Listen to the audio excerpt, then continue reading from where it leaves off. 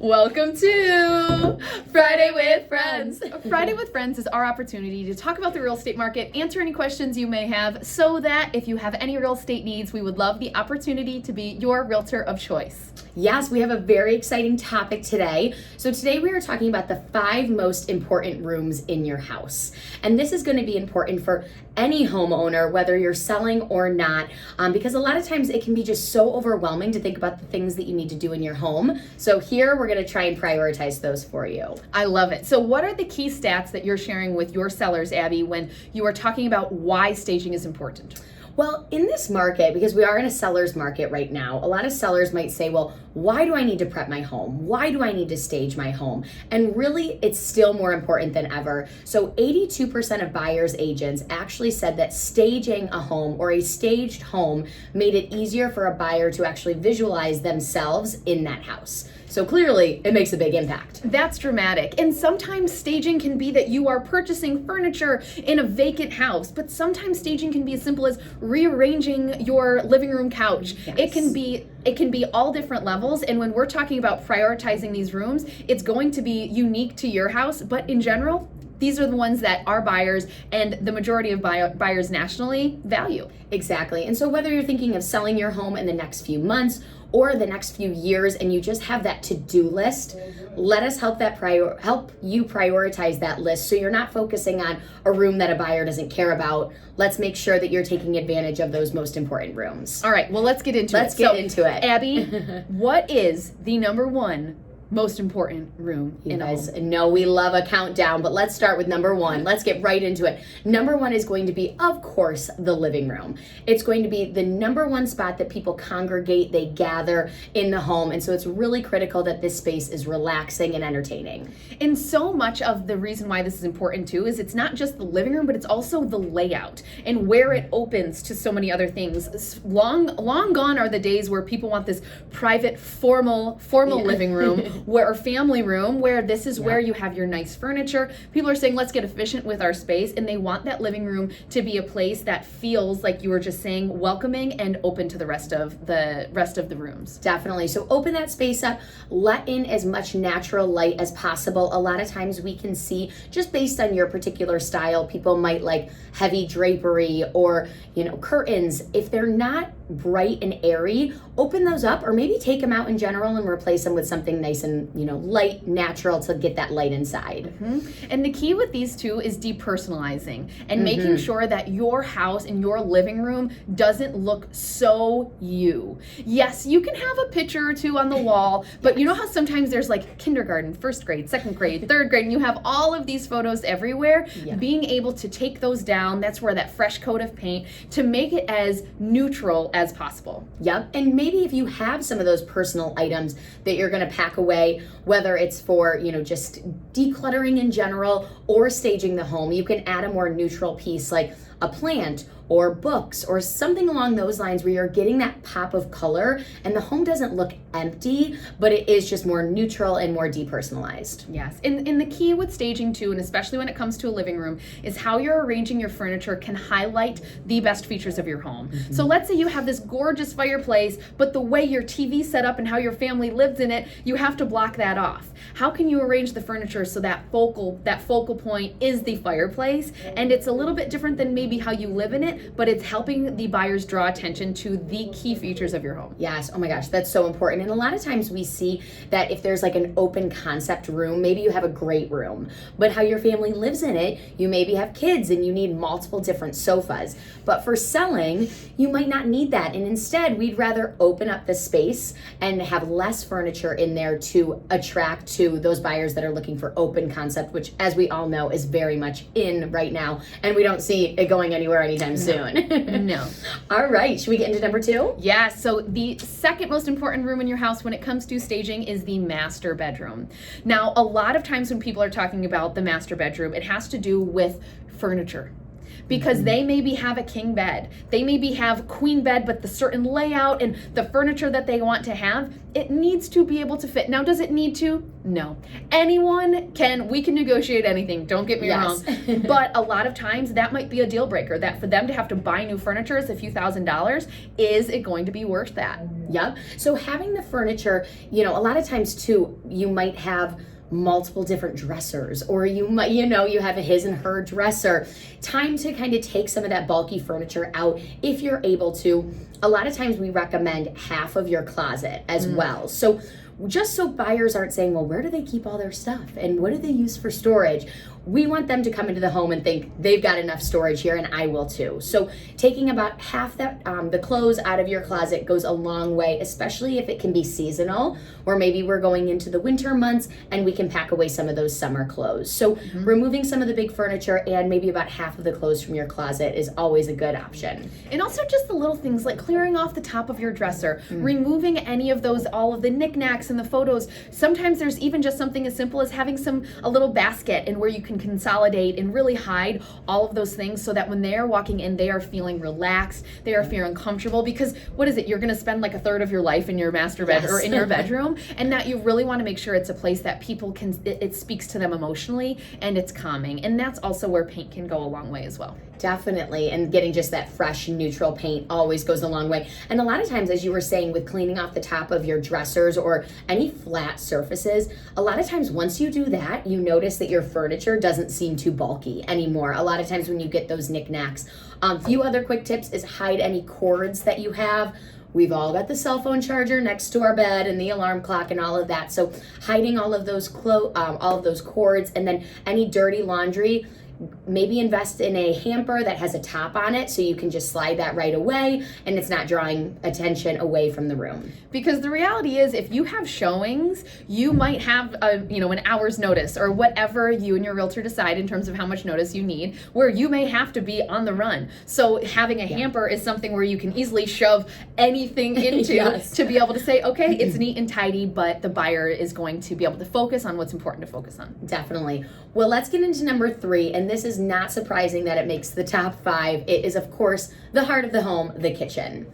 So most important thing with the kitchen is that it is clean, clean, clean. We want the kitchen to be as clean as possible because it's also really a first impression of what buyers think the cleanliness of the rest of the home is going to be as well. So making sure that all the counters are wiped down, and in general, we are, again, as decluttered, it's our favorite word, as decluttered as possible on the counters. Yeah, and sometimes that means magic eraser inside of all the little nooks and crannies, but those are the things that maybe a buyer won't be able to feel or to see, but they're going to be able to feel when everything is fresh and everything is clean. That magic eraser can do the trick. There's also some really great, some Instagram reels and some TikTok videos about how people are cleaning everything. So there's some good products if you need them. Amazing, amazing. So another tip, and this one goes a long way that a lot of people might forget about, is clean off the front of your fridge. So all of your kids' artwork and your wedding invitations. Little Johnny's going to be sad, but we can get through it. Yes, we want to clear that all off. And one of your pet peeves is the oven dish towel. It's like the rattiest one. It's like the rattiest one that I always want to leave, and I'm like, no. Yes. It makes everything look so much smoother and cleaner. And as much as you want to be seasonal, there's no need to be seasonal. It's better to just clear it on out. Yep. When it comes to staging, less the better. We again want those pops of colors and pops of things here and there so the home looks lived in, but it's not taking away from maybe your new granite counters or your new appliances or anything like that. Anything else on kitchen? No, I think that's great. All right, perfect. Want to get into number 4? Number 4 is your dining room. And you know what? We are coming up upon that time of year where it is Thanksgiving and the one time that your dining room will actually be important. No, the key is the dining room is so important if you are utilizing it in the right way. So sometimes people are saying, "Oh, I need to stage it. It needs to be perfect." You don't need to overdo it. Yeah. Sometimes people really value a dining room and they're going to love it, but then there's other times where people are going to say, I actually have a different vision for this dining room, or I want to be able to see it as a playroom or maybe as an office. So the dining room has become such a versatile space that not overloading it, making it so that there's tons of room and you don't feel cluttered is a big key. Definitely. And if it is a true dining room, another piece is that if you do have a table in there, to make sure that there's the appropriate amount of seats. If there's a leaf in the middle, it might not be a bad idea to pop that out. Make the table a little bit small. Now, we don't want it too small, but we do want it to fit in the space appropriately. If you feel like, oh my gosh, there needs to be extra chairs, Most of the time, we just want to keep those out so we're not overcrowding the space. And as Mandy mentioned, we're giving the buyers the time and the space to visualize what they will use it for. And think about it, as a buyer, you're walking through the home and you're going to be walking through your dining room, which may mean you're walking around the table. Yep. So when you are reducing those numbers, you're making it just easier, and it's just better flow for those buyers as they're walking through. When you are taking away the chairs in the corner or Yep. the extra chairs, make it nice and bare. Yep, and most of the time too in a dining room, you might have a hutch with a bunch of different things inside of it. Clear that out as well. Keep a few key pieces so you get a pop of color and it doesn't look empty, but we're not, again, overwhelming the space. And as always, if we need to add a pop of color, a nice rug or maybe some plants in the middle of the table always go a long way.